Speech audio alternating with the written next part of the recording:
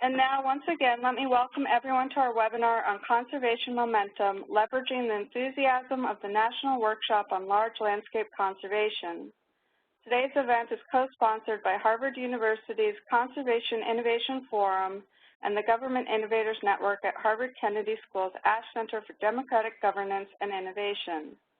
Our moderator is James Levitt, Director of the Program on Conservation Innovation at the Harvard Forest, and a fellow in the Department of Planning and Urban Forum at the Lincoln Institute of Land Policy. Jim will be starting us off today. Good morning from beautiful Boston. I'm looking outside a window and I can see a foot of snow still on the ground, so everything you've heard in the news is true about our weather this winter. I am happy to report that they took the tarp off of Fenway last week, and there is green grass under there, so spring is on its way in the Northern Hemisphere. I am delighted to welcome Brent Mitchell and Shawn Johnson this morning to this internet broadcast. We're going to talk about the products that are coming out of a remarkable meeting that we had in October of 2014 in Washington, D.C., the National Workshop on Large Landscape Conservation. At the meeting, we had some 30 plenary speakers, including Secretary of Interior Sally Jewell, and more than 170 professional concurrent sessions on the theory and practice of large landscape conservation in North America and well beyond. It was a session that generated tremendous enthusiasm, very fine products produced by the National Park Service and its partners, a number of videos, and we will get to those soon. Before we do, I just want to acknowledge all of the many partners who have put in time and tremendous energy to make the NWLLC, as well as these follow-on products, available to the general public. I want to particularly give a shout out to the National Park Service, to the Chesapeake Conservancy, which was our local host at the conference in Washington, to Greg Wathen, who I see is on the line, who helped to coordinate all of the concurrent sessions, to Lee Welpton from Island Press, to Andy McLeod from the Land Trust Alliance, from the American Fisheries Society, the EPA, the Department of Agriculture, the Department of Interior, the Forest Service, and many more than I can name here. The Nature Conservancy was very important in all this. And my fervent hope is that as we go forward, all of these partners will continue to collaborate across sectors and across disciplines to make the promise of large landscape conservation an increasing reality across the North American landscape, as well as landscapes on actually now 7 continents around the world. With that, let me turn to Brent Mitchell. I've known Brent for several decades now. He is an incredibly hard worker who has contributed mightily to the cause of private land conservation and large landscape conservation in North America, in the Caribbean, in South America, in the Caucasus region of Eastern Europe, really all over the world. He is the past president of the George Wright Society. He is a founding partner, along with the Quebec Labrador Foundation, in the National Park Services Stewardship Institute. He's just done a tremendous amount of persistent and very valuable work in this field. Brent, let me start by asking you, what attracted you to the field of conservation in the first place? How did you get started in this? And then we can jump into where it's taken you through your presentation. Great. Well, thanks, Jim. And first, let me thank you and Isabella at the Lincoln Institute, and Christina, Jessica, Caitlin, and others at the Ash Center for organizing this webinar today. I really appreciate it. Anticipating your question, I put some of my ancient history in the profile you see here. Coming out of college, I thought I wanted to be a research scientist and set out to refine exactly what field of ecology I wanted to pursue. I did a lot of field work and repeatedly had my research disrupted by land use changes. In short, I got tired of seeing my study sites disappear. In the Dominican Republic, it was conversion to agriculture and to tourism development in the Turks and Caicos Islands.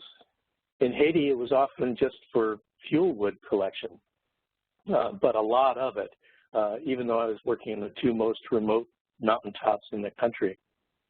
Also in Haiti, the funder of our parks project, the U.S. Agency of International Development, was also funding irrigation projects in the foothills, which was driving incursions into the last fragments of nature in that desperate nation.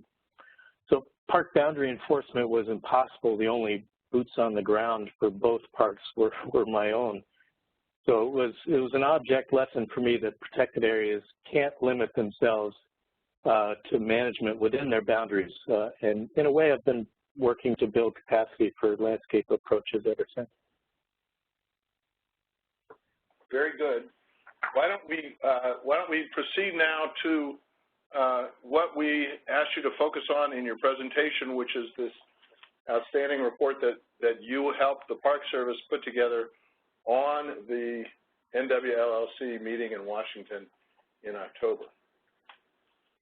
Great. And once again, everybody, good morning, and thanks for giving me the opportunity to talk a little bit about this summary. In the setup, I answered Jim's question about how I got interested in landscape conservation. Whoops, I got to remember how to advance. Oh, there we go. There we go. I came to this work more specifically on this conference due to my long partnership with the National Park Service, and as Jim mentioned, as a founding partner in what is now known as the Stewardship Institute. The Park Service has set itself a number of goals to prepare for its second century in 2016. The Stewardship Institute has been taking the lead on number 31 here, facilitating and modeling ways in which a highly hierarchical agency can work in more innovative, creative, and networked ways. And as part of that, we've been assisting a larger scaling up team on their communications and building of a community of practice. And we saw the workshop as an excellent opportunity to connect this Park Service work to a larger network. First of all, I think the conference was hugely successful in its objective to, quote, share ideas on the challenges and opportunities that lie ahead in implementing large landscape conservation, as well as to explore the most effective tools, strategies, and science available to inform large landscape initiatives, end quote. You can see here the basic event statistics. There was a lot of information shared, a lot to make sense of in a short report. Rather than produce proceedings, we attempted to digest all that information and report on trends, key concepts, and directions forward. We used just a few examples to illustrate points in the report with full knowledge that many other examples could have been cited. So apologies if your work was not specifically mentioned, but we hope you will share your work through the Practitioners Network going forward. I also probably have to admit to some bias towards examples related to the National Park Service. This partly reflects the background of some of the authors, but more importantly, I think it was necessary to bring more of a cultural resource perspective to the landscapes movement, which I dare say was a balance that was somewhat lacking going into the conference. It was a personal pleasure for me to work with a great team on this report. Tony Hiss, author of The Experience of Place and many other wonderful books. If you read nothing else in the report, find his superbly crafted foreword. Many of you know Brent A, publisher of the Living Landscape Observer and one-time coordinator of the National Heritage Areas Program. And we work closely with my Stewardship Institute colleagues, Christina Martz and Elo Casey, who also produced a number of video interviews from the conference. You'll also find videos of the plenary sessions on the Lincoln Institute YouTube channel, so check them out. There are links embedded right in the report. The partnerships in developing the report are a microcosm of the tremendous collaboration of organizations, many of which Jim mentioned in the intro, and hundreds of individuals to make the conference itself a success.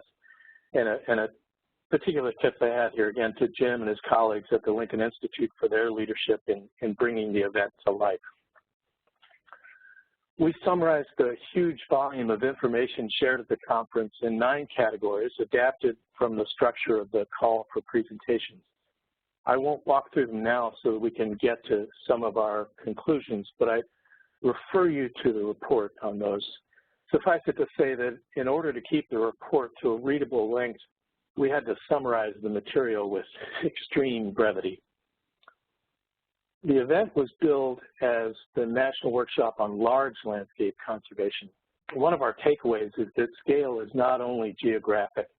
Of course, we heard from initiatives that are very large in a geospatial sense, from Yellowstone to Yukon down to the conservation vision for the coast of the Gulf of Mexico. But participants talked about other scales as well. Greg Watson, chair of the program committee, asked, what do we have to do in the next 10 to 20 years for the next 100 years, a temporal scale? Equally important is to connect across different sectors of the conservation spectrum. The Large Landscape Vantage Point affords practical ways to address wildlife habitat degradation, threats to water quantity and quality, losses of working farms and forests, weakening of cultural heritage, disconnection from land visions, land wisdom, particularly that of native peoples, and limited public access to urban, rural, and wild open spaces. I think we can all agree on that, but making it so is quite another matter. Finally, as challenging as integrating across conservation sectors may be in areas of low human population, complexity increases with density. Thus, a geospatially small urban or peri-urban area should be thought of as a large landscape too. Lynn Scarlett summed this all up very well in saying that large landscape conservation is, quote, not a specific scale, but a vantage point. Epic collaboration became the meme of the conference after Interior Secretary Sally Jewell quoted her counterpart, Dan Ash of Agriculture, that we are entering a time of epic collaboration. Tremendous strides have been made in fostering collaboration among different federal land management agencies, particularly through the large landscape cooperatives. But we can't stop there. Collaboration among federal agencies is necessary and perhaps epic, but in itself is inadequate to the challenges of large landscape conservation. In the post-conference evaluations, many participants pointed up the low representation of state, local, and tribal governments, and especially of landowners themselves. A challenge presented by these facts is precisely how to invite more people representing these interests to engage. And we need to talk about that, but a large landscape approach offers a big tent. I must say one disappointment I had was to find that the constitution of the group that convened in Washington looked too much like me, that is, too white and too gray. We talk a lot about geographic connectivity, but we must also focus on demographic connectivity or risk becoming irrelevant. This is not a new issue. People have run their hands over how to make conservation more relevant to our changing American society for many years, but as evidenced by who came to the conference, we're not making much progress here. We seem to be doing better on gender diversity, though still some balance to achieve there too. And from reports at the conference, collaboration and indeed leadership by Native peoples seems to be ascendant, but here again, if this trend is accurate, it was not reflected in the event population. Finally here, of course, when looking after conservation interests at large scale, one is going to run into people and organizations representing other very different interests. Observed one participant, much of the biological context of large landscape conservation was available, but other parts of the puzzle were left out. Economics driving land use, economics and policies driving agriculture and forestry utilization. My sense is that the movement is making progress on all these fronts, though with much, much more work to be done. It is a curiosity of perspective that when traveling on an unfamiliar path, the road ahead always seems further than the distance you've come, no matter where you really are. As Tony writes in his foreword, like any well-stocked marketplace, this was a bazaar where unexpected jewels, efforts hitherto known only to small groups, gleamed brightly in corners and were freely offered to all. I made a point of going to sessions that I knew little or nothing about. One that surprised me in being integrative across sectors was the Midwest Conservation Biomass Alliance. Here again, I may have to admit to some bias. As a native of the Midwest, I'd love to see our fragments of prairie expand. The project is promoting innovative technologies for biofuel production. When you think about it, farmers select or breed a desirable, usually non-native species and bring its ecological niche to it. Artificial rainfall, nutrients, pest control, etc. The Alliance starts with the native species and seeks to incentivize uses for them, restoring prairie in the process. The benefits are not only in expanding native grassland in conservation, but also energy production and carbon sequestration. They have ambitious plans to restore prairie to an area bigger than Ohio. I don't know if they will be successful, but that's large landscape thinking. There are, of course, many structural obstacles to effective collaboration and integration. That would be a subject for an entire webinar or workshop, and perhaps should be sometime. These are just a few areas that throw up hurdles, and for now I can only identify this as a rich area of exploration for the large landscape community. One thing that really stood out for us from all the feedback from post-conference survey, conversations at the event, and correspondence after, a lot of information was shared about plans for conservation projects, but not so much about implementation of projects. Partly this reflects the stage of development and information gathering that large landscape cooperatives are in, but time is running.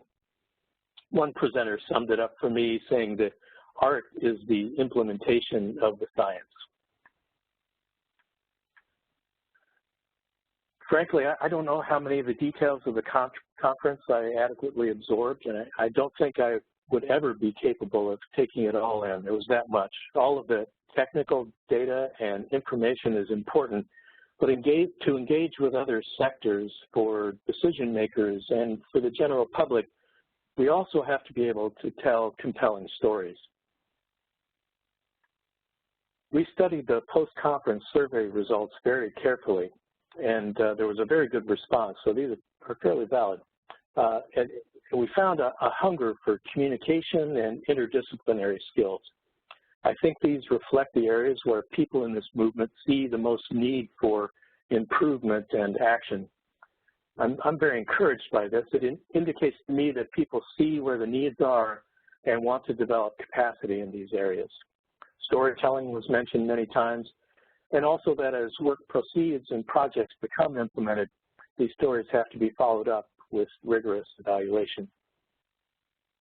As I mentioned at the top, the conference was successful, especially for a first effort and largely due to the hard work of many individuals and organizations working together. There is to be a second conference. It is worth reflecting on how the conference program was organized and whether other formats might be useful in sharing ideas and exploring the most effective tools, strategies, and science available to condense the conference description. 269 presentations and at least 23 plenary speakers in 2 days does not leave a lot of time for discourse and strategizing. I think there are structural reasons why so many presentations were scheduled. Our organization demanded. Most conference attendees, in order to obtain permission and or support to travel, must have a paper or presentation accepted on the program. Thus, presentations can squeeze out discussion time.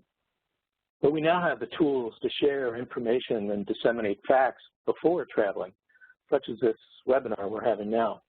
We need to break free of the present or be absent conundrum to free up valuable face time to convert information into actionable knowledge. I don't know exactly what the right mix is, but equal parts presentation, discussion, and strategy setting seems to be about right. I'm also encouraged by the shifts in thinking I heard expressed at different times and in different ways. Pardon the goofy graphics in this illustration, but I've used versions of this before, and it seems to work to communicate some of the key elements of successful change. I love the term positive deviant. These are the people and projects that try something a little bit different or a lot different, providing new opportunities to advance and learn, kind of like the small variations on which evolution depends. The mere fact that we are talking in terms of landscape scale conservation and the new levels of engagement it can entail is salutary. So what now? What can we do to help the growing number of people engaged in large landscape conservation to meet its potential?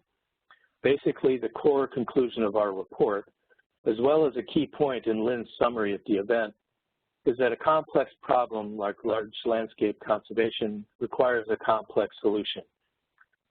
It's worth reading this slide aloud to you. Large landscape conservation requires a diverse, networked professional community, people from many walks of life connected by common necessity. Such a complex web must be built with great intention. It must be convened by a facilitative structure, informed by science, and supported as a natural solution to issues of human, wildlife, cultural, and ecological health. And with that, I'll turn it back to Jim and Shawn to talk about how we leverage the momentum of the conference and keep the conversation going. Thanks very much for your attention. Brent, thank you. That was outstanding. Can I ask you, if you still have control of the slides, to back up to that one with the logo of the Practitioners Network for Large Landscape Conservation. Oh, there it is. So in the lower right-hand corner of this slide, we have a hint to what is to come next, which is Shawn Johnson, who is the coordinator and chief bottle washer of the Practitioners Network for Large Landscape Conservation, who helped to coordinate the web presence associated with the conference, on whose website we find a lot of the resources coming from the conference, including the report that Brent just discussed, as well as the videos of the plenary presentations, and representing a quite substantial number of practitioners who are boots on the ground, as Brent said, getting large landscape conservation done from the Rocky Mountains to the tip of Florida. Shawn, are you online right now? I am. Can you hear me? I hear you very well. Let me ask you the same question I asked Brent to begin with, which is, how did you become engaged in all this and fascinated by the completely novel idea of linking public, private, nonprofit, and indigenous communities, as well as academics, across very large, sometimes continental scale systems to try to achieve large landscape conservation? That's a nice small question, Jim. Appreciate it. So I am a product of place and of circumstance, and I grew up in Montana. My grandparents had a ranch along the Rocky Mountain front, and I saw from them and from the experiences working on the ranch growing up that we had to care for that place, and we had to do it in coordination with our neighbors. And sometimes our neighbors were other ranchers. Sometimes they were people that lived in town. Sometimes they were the federal landowners that managed the BLM and U.S. Forest Service that was adjacent to the ranch.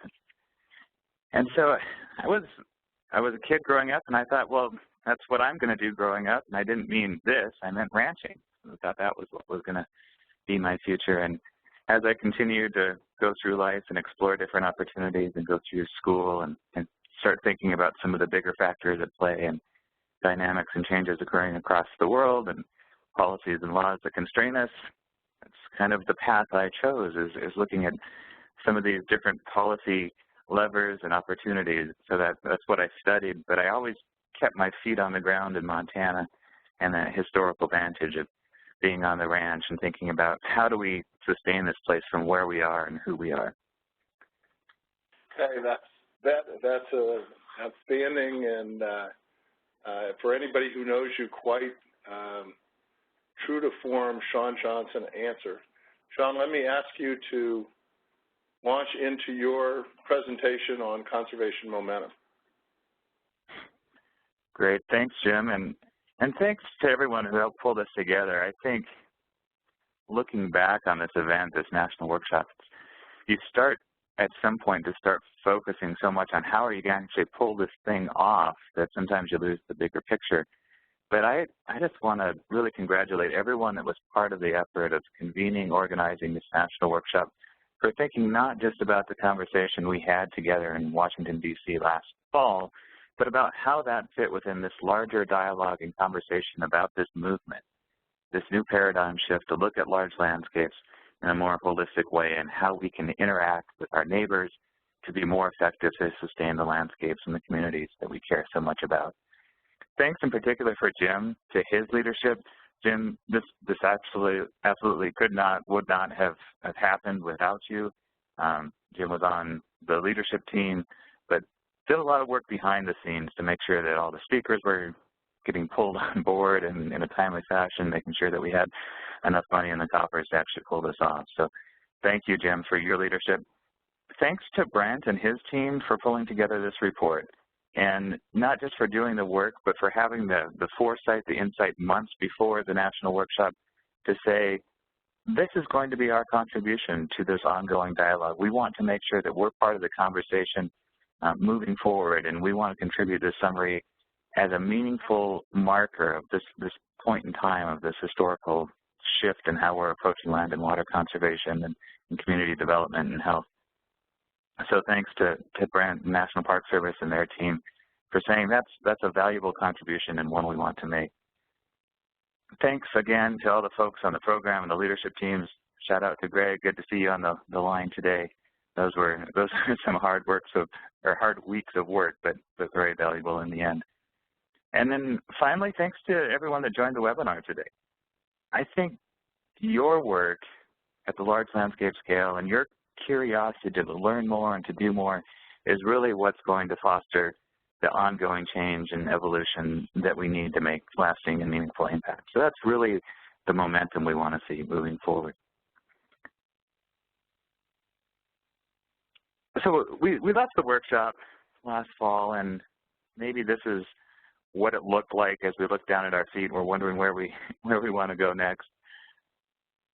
I think it's more like the questions that Tony Hiss phrased at the end of his foreword, which are, when you gain new capacity, so you have this new experience, where will you set your sights? He also said, if someone gives you a telescope, what will you look at first? So it's not just about where will you go, but how do you prioritize? How do you make sense of all this? And there was a lot to make sense of. There were all these conversations that we had with great new information. Some of it overlapped, some of it didn't. Some of it was science-based, some of it was practice and process. Some of it was on-the-ground success, some of it was coming down from government policies. And so there was a lot to make sense of in the social sphere. Some of us took time to try to reflect on all of that afterwards on an individual basis, trying to make sense of the science, understanding everything we heard in terms of the laws and the policies and the programs that were being developed and implemented, figuring out who we want to talk to and when, and making sense of all those connections that we made on the ground. And also realizing, maybe for the first time, that you're not an island in this effort, but you're connected to others who share in your perspective, that wide-angle, big-picture view of things. Again, a Tony Hiss phrase that he used in that foreword.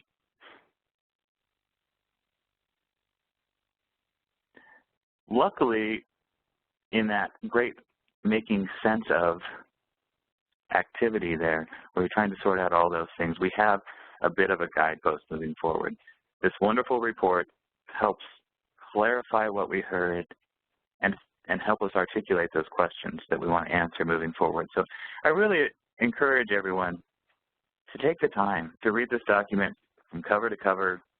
It's a snapshot in time, but a really important glimpse of where we are right now and a starting point for answering the question of where we go next.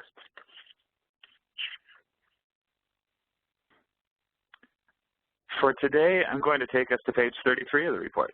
It's under a section appropriately titled The Way Forward, and not coincidentally, both Brent and I focused on the same language here. So I'm not going to read the whole thing again, but just focus on a couple of these phrases. Most of all, the conference pointed out the need for greater human and organizational connectivity. And indeed, network and networking were among the most frequently used words to appear in the conference evaluations. Further down the road, in response to that, in short, large landscape conservation requires a diverse, networked professional community, people from many walks of life connected by common necessity.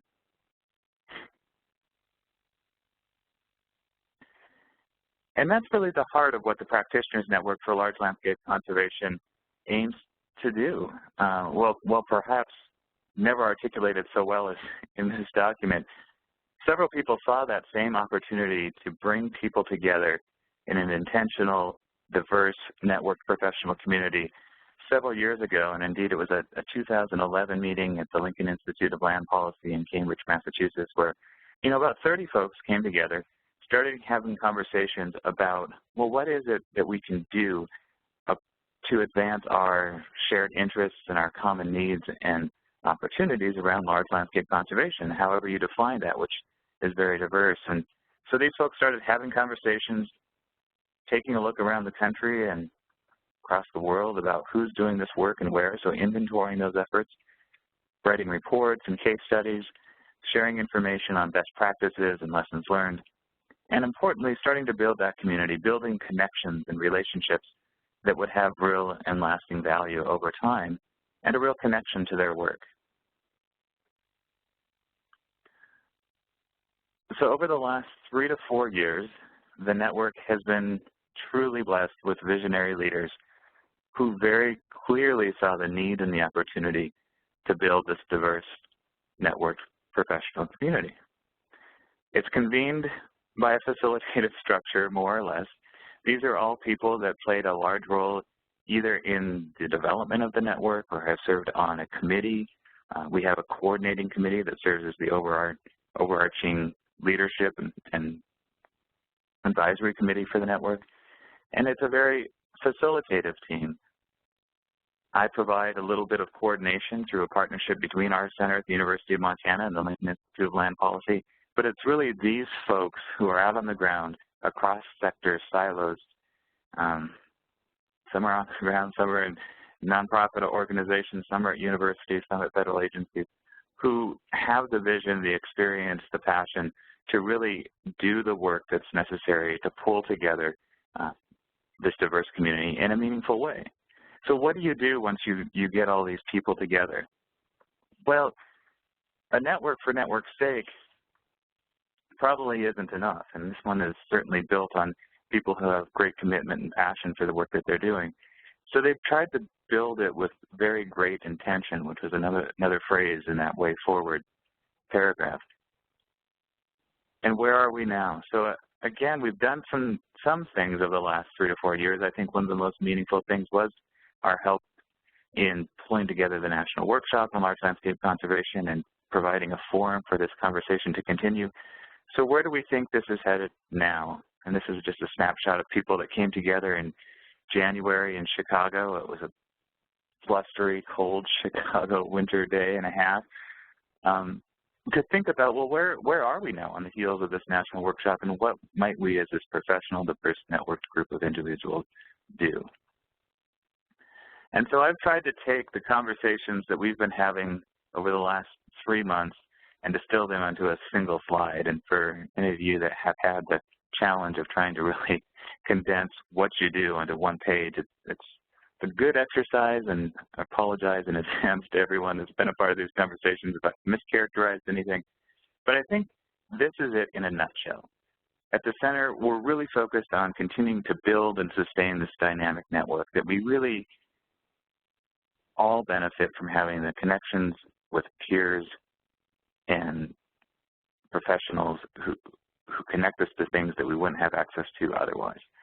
At the same time, we're trying to do some specific things that the network and the people that participate in the network are uniquely positioned to do. So one is just this idea of informing people about what is large landscape conservation and how can we be a repository and a conduit for shaping that conversation. So collect and share information on the theory, practice, policy, and performance of large landscape conservation. This is just the idea that if you want to learn more, there's a place to go to learn, and you don't have to necessarily just hit large landscape conservation in your Google browser and see what comes up. This will be hopefully something that's curated and distilled in a way that's useful and meaningful to you. The other thing is just this value in connecting people, that we're working and living in an increasingly connected world, whether that's through our work and the necessity to partner with others to leverage resources, expertise, activities, or if it's about the way that we're connected virtually. The fact that we're having a webinar like this is pretty incredible, where we can connect people not only from across North America, but around the world to have this conversation. How do we make those connections? How do we make them across silos, sectors, and experiences? A third piece is around this need to investigate and explore. We know there are needs and opportunities out there, and collectively we'll have a better grasp on identifying those gaps in knowledge and practice where we can really make a difference. We can examine policy and practical barriers together by taking a survey of the land of who's doing what and where those barriers exist. And I think we can, at this level of networking, really explore collective methods of assessing large landscape conservation. So how are we making a difference? What does that look like? What does it look like in terms of conservation value, in terms of good governance, in terms of making a difference in our communities? And obviously having an efficient bottom line is also something that I think these efforts do and that we should learn to communicate in a better way. Finally, together, our voice matters, right? So that there's a support network that comes along with being part of a professional network. Together, you can promote and support large landscape as a solution to issues of human, wildlife, cultural, and ecological health, in part by just sharing the successes of the individual cases as they're playing out across the landscape, whether that's a on-the-ground, place-based, from-the-ground-up collaborative effort or something that's supported in partnership through the landscape conservation cooperatives or one of the other federal initiatives. Of course, this is also very high level. This is kind of that strategic conversation that we're having right now about what do we as a professional community want to achieve and what seems to make sense. We're trying to take that down to the level of the ground and think about specific products and activities that will make a difference. And so this is just a very cursory look at what some of those things are. Some of these are already online, some of them are in the works. But in terms of informing people about what's going on and conveying the breadth of this practice, we do have some inventories online that share what this work looks like in the Rocky Mountain region, in the New England states, and from across different efforts that have been submitted by people like you on the Practitioners Network website. There are existing publications and publications coming online that answer some of these questions about who's doing what and where and how do we better assess and articulate what we're doing. There's also a basic need to just articulate what is large landscape conservation to a lay audience. So one of the things that we have in the works now is a signature document, is what we're calling it, that just kind of lays out that basic framework of this is large landscape conservation as it's playing out. Here's why it's important, and here's how you can get involved. Finally, we've seen a need for specific skill building around things like how do you work with community-based conservation groups, knit them together and scale them up to scales that are a little bit more meaningful for some of the large landscape conservation issues that we're dealing with, whether it's land use or water or whatever it might be. And so we're working on set of modules that you can go online and learn at your own pace to develop the information or to access the information and develop the skills that you need to be more effective in those specific arenas. For connecting, we have a fairly new LinkedIn group that if you're not a part of, I'd encourage you to jump online and join that group. And that's a way for people to stay involved and communicate directly with one another. It doesn't have to come through me or another person of the practitioners network leadership structure, but just simply a way to share information about what you're doing, ask questions of your peers, exchange and dialogue, problem solving, or whatever it might be. We're working on a peer-to-peer exchange, thinking that from the experiences that we've heard from others that have been involved in the network, that would be one of the most meaningful opportunities for real growth and opportunity for the leaders of these large landscape conservation initiatives, that it's a different way of doing business. It requires unique insights into partnership building and coalition building and fundraising and organizational learning and structure and all of that, and so that there'd be a real benefit to connect those people directly to share information and experiences. And then to continue to bring people together through regional and national events. And as Brent said, I think we did a good job sharing a lot of information. It really was that marketplace of ideas and events and conversations in DC that was so appealing and inspiring. But maybe we can do more to include these opportunities to connect with others and have a little bit more constructive networking time at these regional and national events. I think there are ongoing opportunities to leverage the people that are involved with the network or are part of the listserv of the network to conduct surveys to gather information from you guys about your needs, interests, and wants, and certainly ongoing research and analysis about how to do large landscape conservation and how to do it effectively, including this idea of assessing large landscape conservation more accurately in a way that resonates with decision makers. And then finally, around the task of supporting large landscape conservation, we're focusing on doing more to communicate success, to share tools and resources, and to advance policies that share common objectives.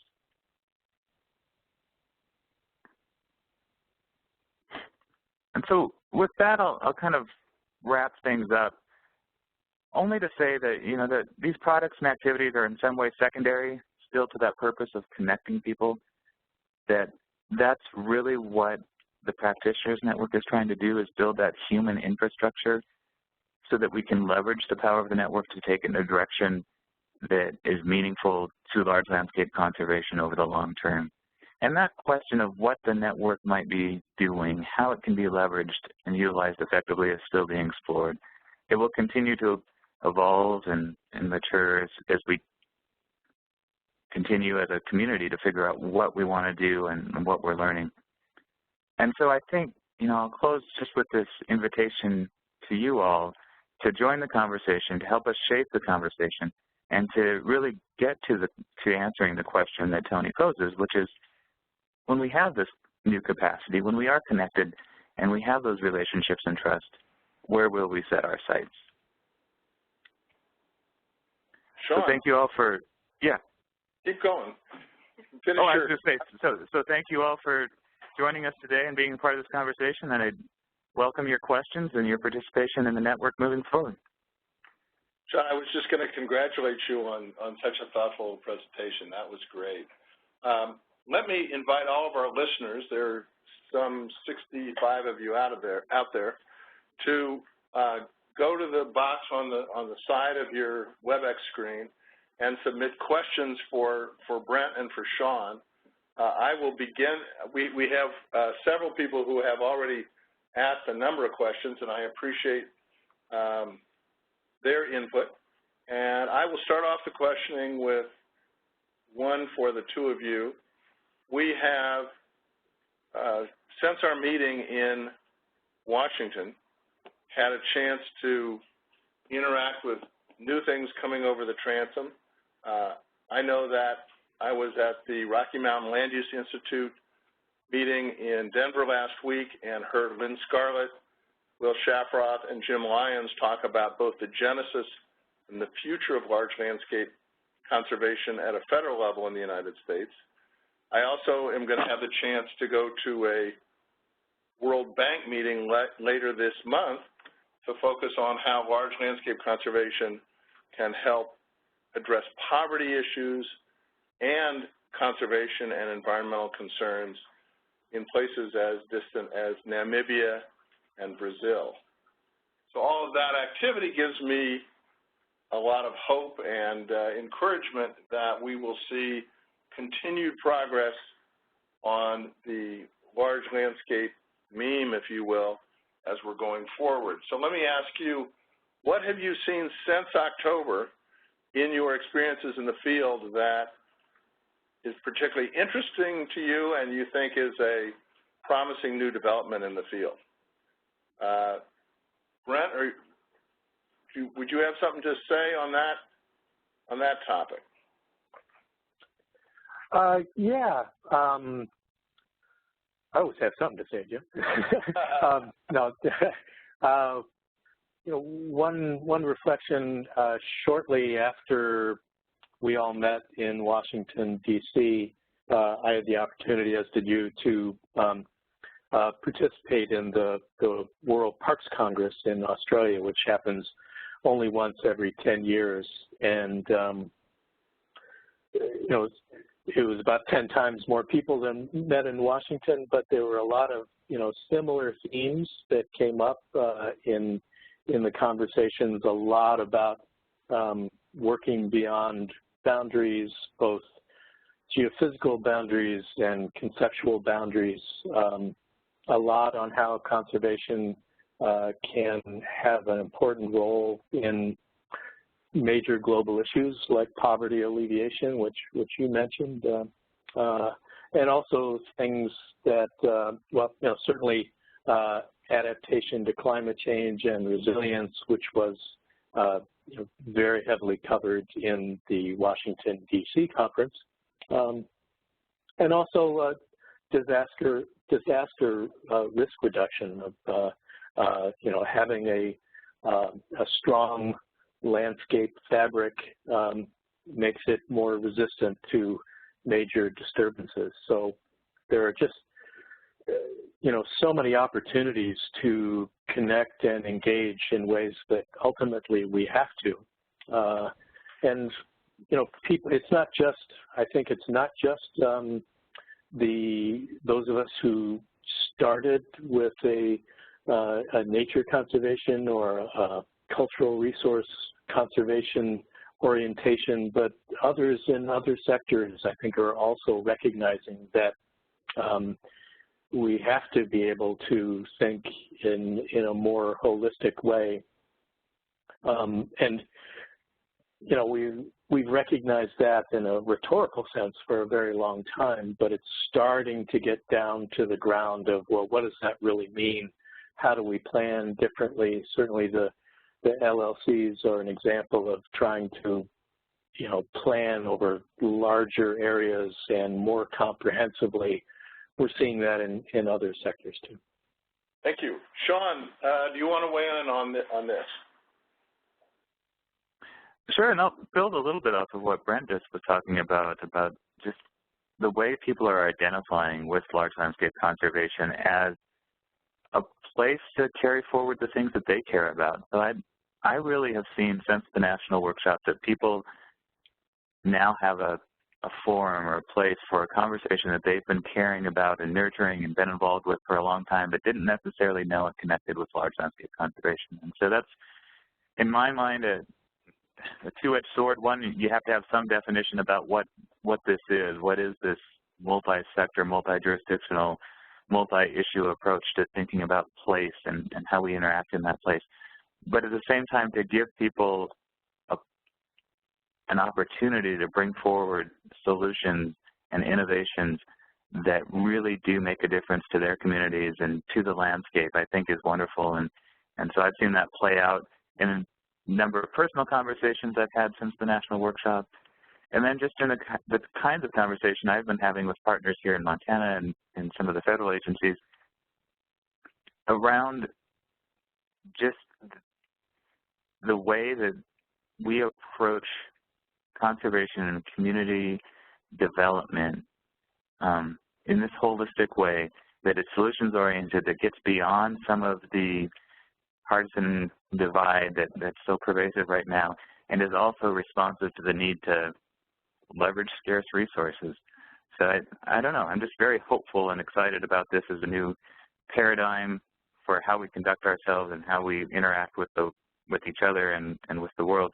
But I think having a place to have this conversation is just as important, and that's where I've seen where people are resonating with the idea that they've found that place. Great. We have several questions from Carl DuPolt, and I'm going to give you one of those, which is, how might we use large landscape conservation methodologies and frameworks to think about addressing problems like the growing drought conditions in California? Brent, you talked briefly about the response to disaster, about the ways to address problems that are arising that are associated with climate change. Do either of you have any thoughts about how large landscapes conservation is being used or could be used in the west of the United States that's already experiencing severe drought conditions?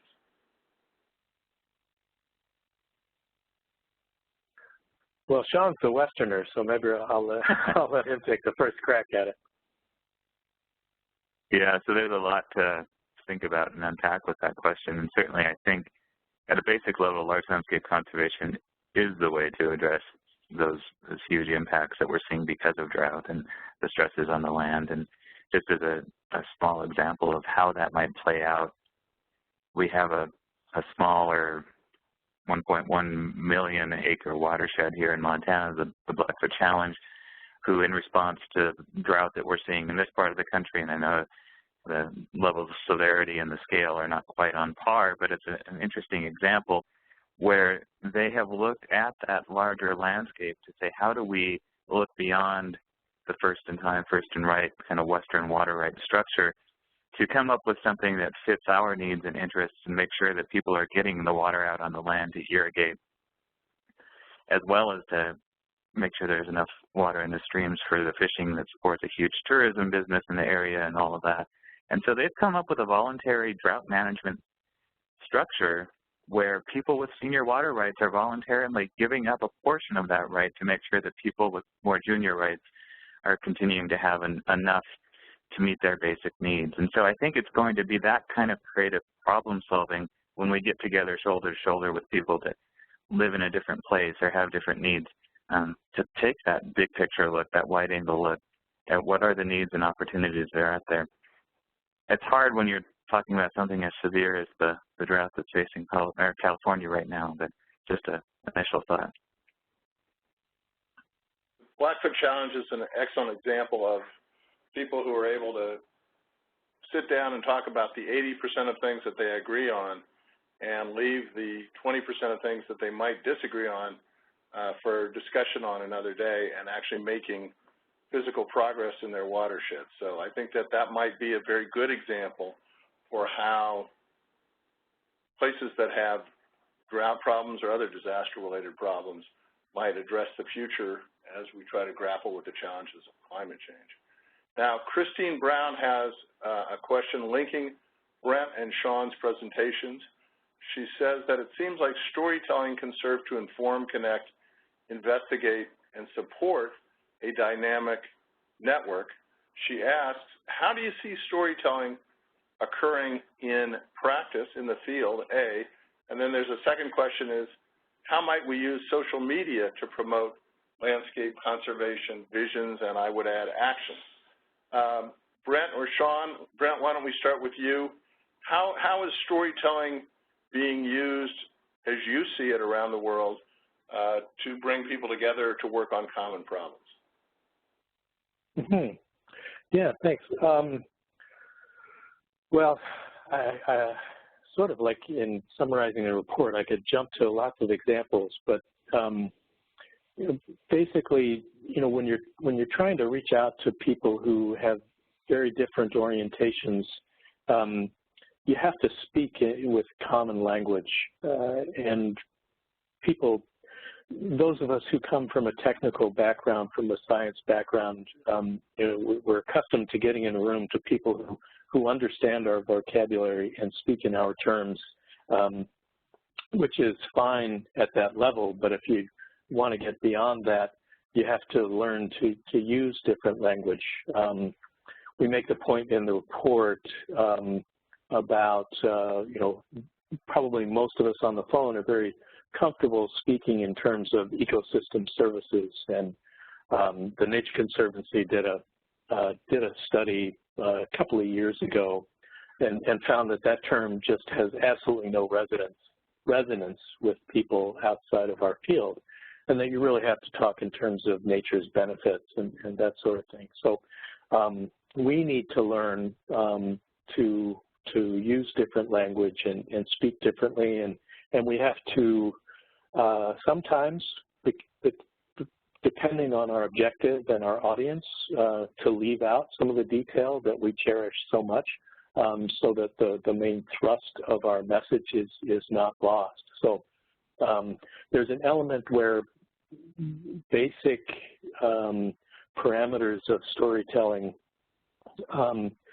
need to be remembered and sharpened within our movement. Maybe that either means some of us who are already caring about this learn and develop different tools, or we recruit others who have those skills to bring into it. I often think about, I hardly ever watch movies anymore, because even though the graphics are incredible, the storytelling has by and large been lost. And so once you get past the amazing graphics, there's not much substance there. And I think we sometimes have that problem in other areas as well.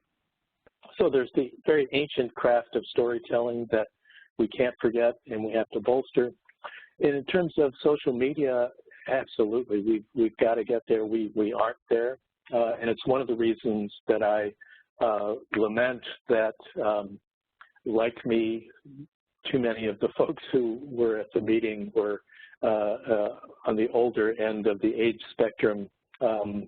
It's not entirely valid to look to just the youth for this, but certainly, we have generations who grew up with social media and it's native to them. It's not to those of us who remember what that funny tone is of a dial-up network connection. So we need to get the people for whom social media is native into the movement and getting them to use it for us. Great. Shawn, I'll turn to you quickly. I'm going to tell one more story, and I think our hour has fled by. So, Shawn, if you want to add, and then I will close. Sure. Thanks, Jim. I guess, in many ways, echo what Brent was just saying about, it's really about how effectively we communicate. And whether you're talking about storytelling or social media, I think those are two very important tools that are often underlooked in the world of scientists and bureaucrats and academics, and really need some thoughtful reflection on how can we utilize those, because those are how people are communicating in ways that are more lasting and meaningful than a journal article or something like that. So I just appreciate you pointing that out as something to focus our attention on.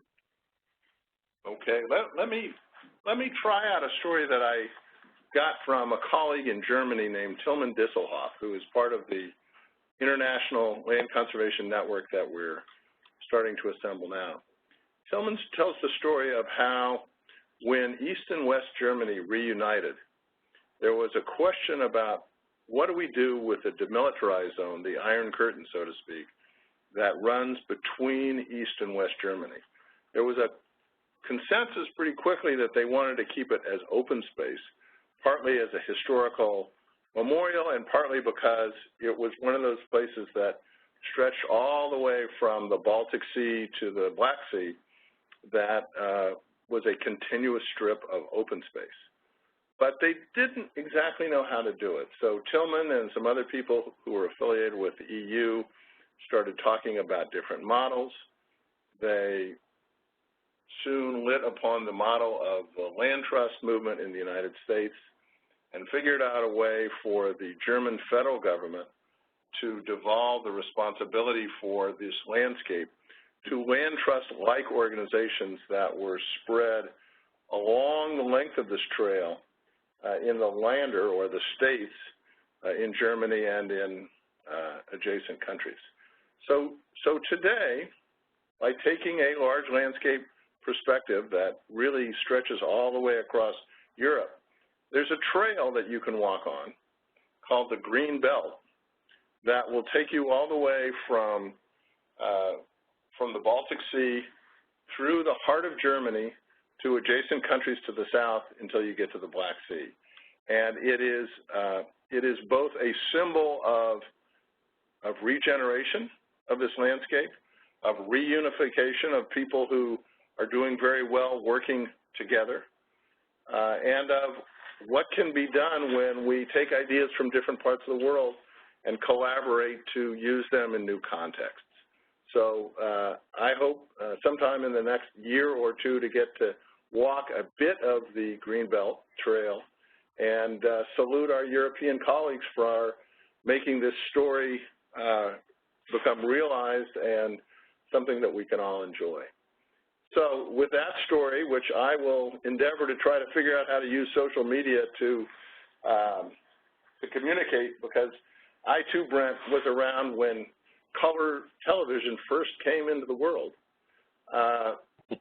Let me thank all of you for what was really a very well prepared and very well presented session today, and encourage you to continue to think about how we can use large landscape thinking across landscapes, across sectors, across disciplines to make the world a better place for our children and for our grandchildren.